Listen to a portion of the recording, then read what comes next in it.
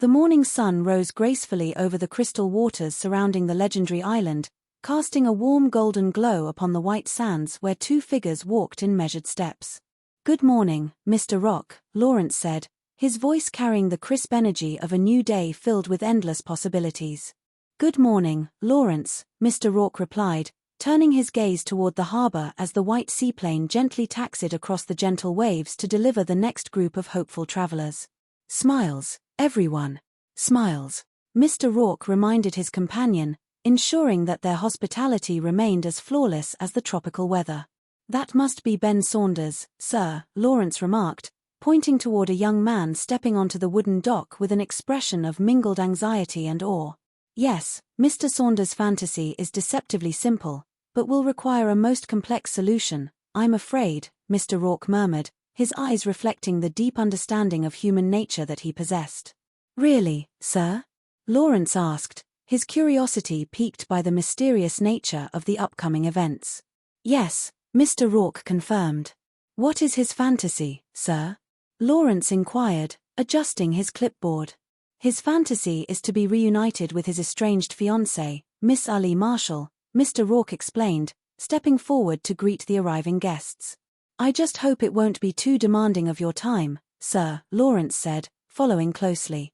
"Not of my time, Lawrence, but definitely demanding of my ingenuity," the host replied with a knowing smile. As they moved along the line of newcomers, Lawrence consulted his notes again.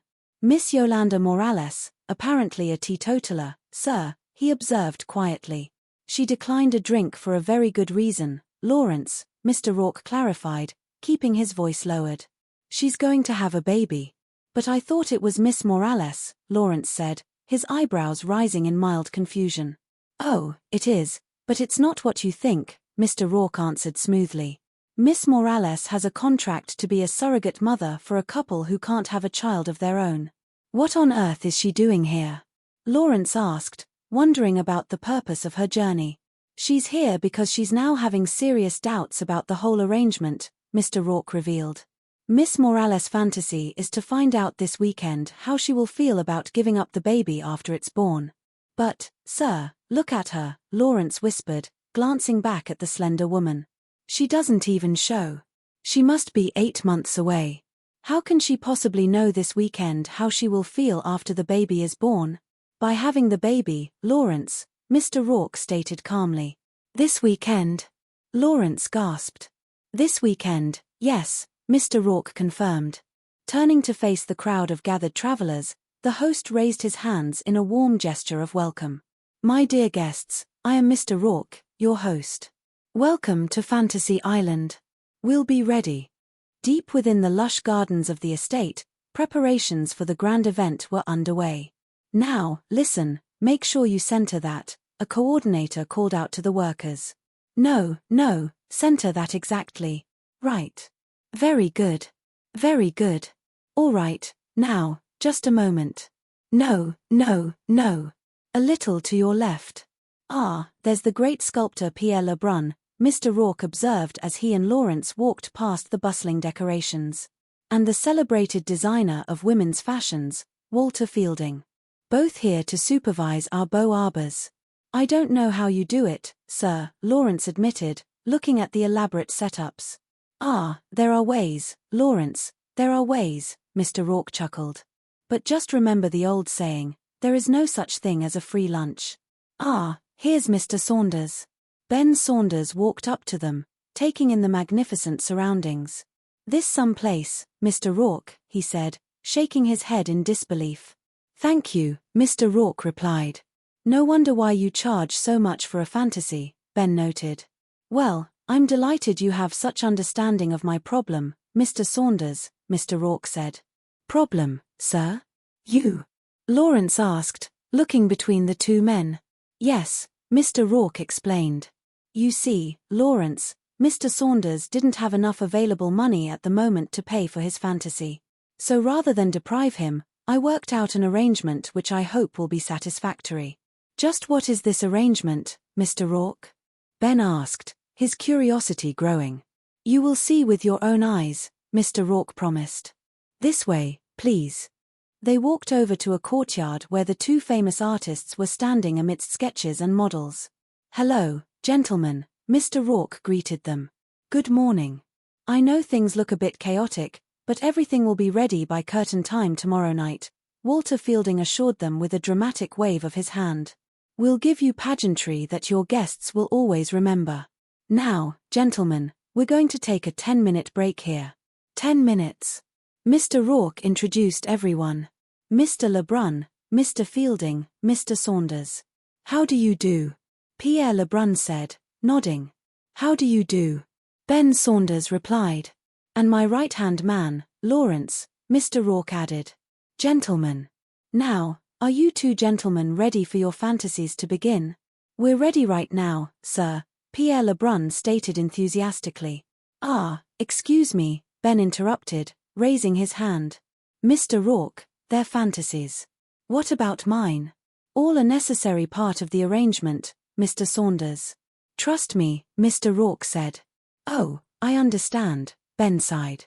"Now, gentlemen," Mr. Rourke addressed the artists. "You, Mr. Lebrun, described your ideal woman to me. The one you wish you could carve in stone as a beautiful Venus. Only not cold and aloof, but earthy with an inner fire, seductive and sensual. And you, Mr. Fielding, said your ideal woman would be fiery, tempestuous." "Exactly," Walter Fielding agreed. "A striking woman of great passion. Raw, lusty, filled with life." "Yes, yes," Mr. Rourke smiled. "Lawrence.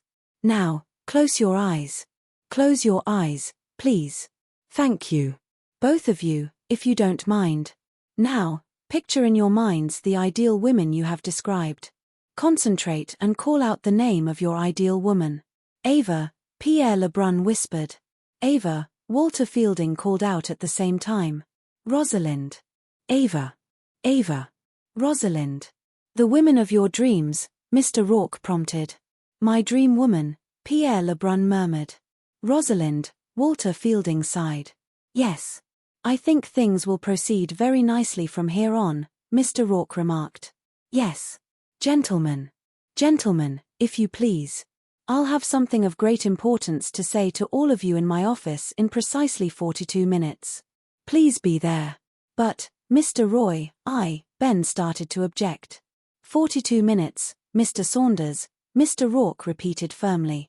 In a quiet conservatory, the beautiful strains of a piano filled the room. "You play beautifully, Miss Morales," Mr. Rourke said, walking in silently. "Your fingering is excellent and so is your feeling for the instrument." "Thank you," Yolanda Morales replied, stopping her hands on the keys. "I was trying to build up courage for our interview." "Courage?" "Yes," Mr. Rourke said gently. "Music always has helped me," she explained. "I'm sure you have enough courage for whatever happens, Miss Morales," the host reassured her. "Surely I'm not difficult to talk to, am I?" "No, no," she said quickly. "It's not you. It's me. I sign a surrogate mother contract. Because I need the money." "I understand," Mr. Rourke nodded. "No. You probably don't," Yolanda sighed. "My sisters, they work hard. They save and borrow every cent they could to send me to the United States. And things didn't work out too well for you?" Mr. Rourke guessed. "No," she admitted. "And they put every hope they had on me. Many times a family turns to its youngest to carry out the dreams for all, to do the things the rest could not achieve. It's a heavy burden," Mr. Rourke observed. "But I am the oldest, Mr. Rock," Yolanda corrected him. "My sister Elena is 3 years younger. And Maria is 5 years younger. But they both look older than I do. That is what poverty does to you." "May I ask how much are you being paid to have this baby?" Mr. Rourke inquired. "Enough to give my sister a chance of her own," she answered. "So you agreed to artificial insemination?" "Yes," she said. "But for you it's now more than just a business arrangement, isn't it?" Mr. Rourke noted. "Yes, it is," Yolanda confessed. "A human being is growing inside of me. I don't know if I can give her up." "It's a very difficult choice," Mr. Rourke agreed. "To keep a baby you're bound to love, or give it up and be able to help your sisters find new lives of their own. That is why I am here, Mr. Rock, she said. To know if I can give my baby away. I understand your dilemma, Ms. Morales, Mr. Rourke said. But, isn't there something more I should know? Why do you ask that?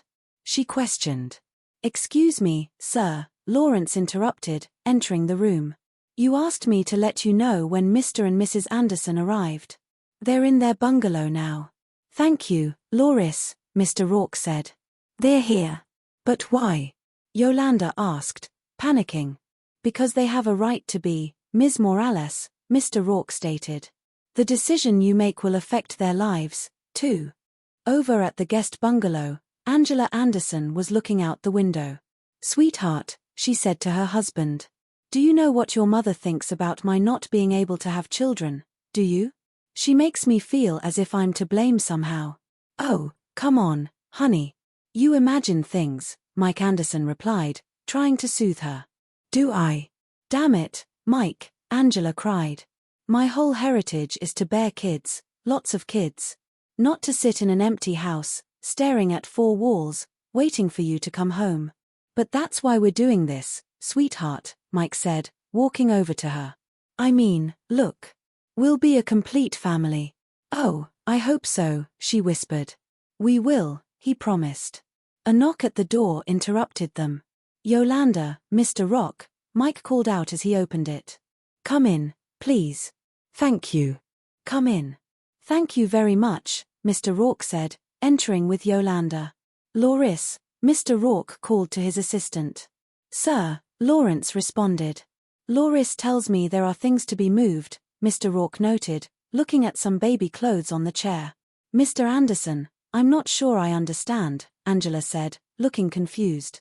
Yes, I believe some things were delivered here in error, Mr. Rourke explained. Oh, Mike muttered. I think someone mistook Mrs. Anderson to be the mother of Mr. Anderson's child, Mr. Rourke clarified. Angela, Mike said softly. Hey, I'm okay, Angela said, trying to smile. I'm fine. I mean, it's a very easy mistake to make. Did you order these things, Mr. Anderson? Mr. Rourke asked. I just thought that Yolanda might need a few things. Yes, Mike admitted. Well, I'm sure you meant well, Mr. Rourke said. Mrs. Anderson, is there something in particular